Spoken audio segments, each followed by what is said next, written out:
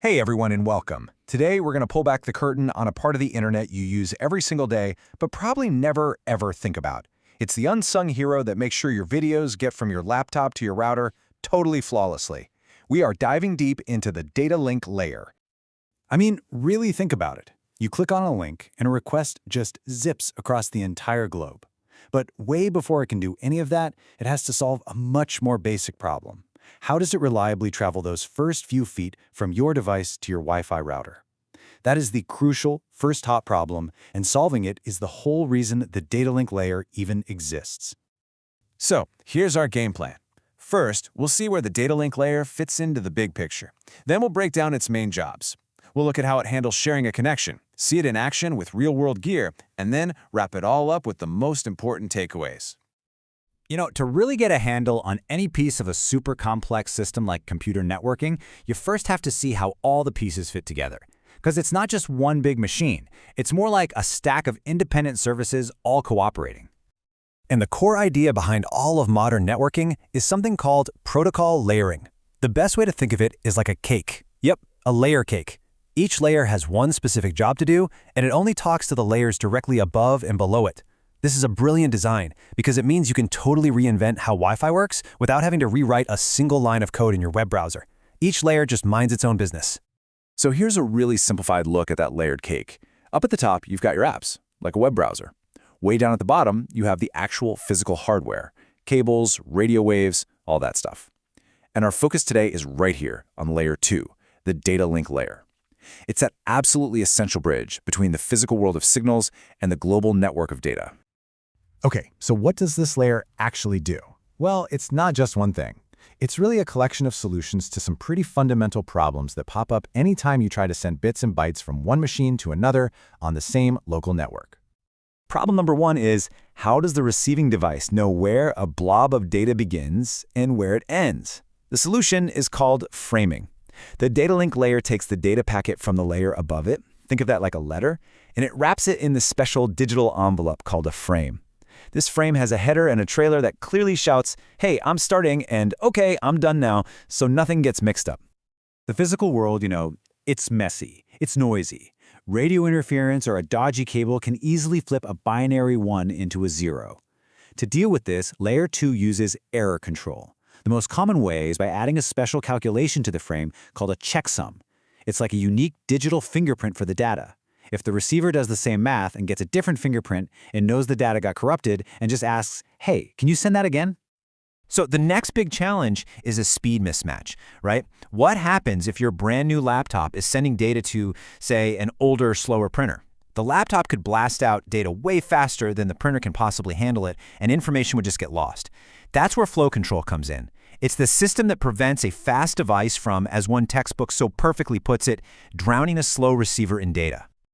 Okay, so we've figured out how to send data reliably between 2 points. But what happens when you have a whole bunch of devices all trying to use the same connection at once, like on your home Wi-Fi? Well, that brings us to a whole special category of problems.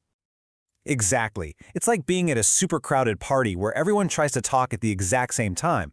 All you get is noise. In networking, we call that a collision, where data from different devices literally crash into each other and becomes useless garbage. To solve this, a special part of the data link layer was created called the Medium Access Control Sublayer, or, MAC for short. It's the party host that makes the rules for who gets to talk and when. And to see just how important these rules are, just look at one of the earliest systems called Aloha. In its pure form, devices just sent data whenever they felt like it. And the result? A maximum efficiency of about 18%. Pretty terrible. But then they added just one simple rule. You can only start talking at the beginning of a specific time slot. And boom, the efficiency literally doubled to almost 37%. That just shows you the massive difference a few smart rules can make. All right, let's bring all these abstract ideas down to earth and connect them to the actual physical boxes that make our local networks tick. We're going to talk about the journey from the early, simpler devices to the powerhouse switches that are at the heart of pretty much every modern network. So, in the early days, you had these devices called bridges, and their job was to connect different network segments. What made them so cool is that they were learning bridges. Instead of just blindly blasting every single message to every single computer, a bridge would listen to the traffic and actually learn which devices lived on which side. That way, it only forwarded a message across the bridge if it knew for a fact the destination was on the other side. That cut down on so much unnecessary traffic. And this quote highlights a really crucial design philosophy. The engineers building this stuff knew from day one that it had to be incredibly easy to use. The goal was for it to be completely transparent. You shouldn't need a degree in computer science to set up your network. You should be able to just plug it in and have it work.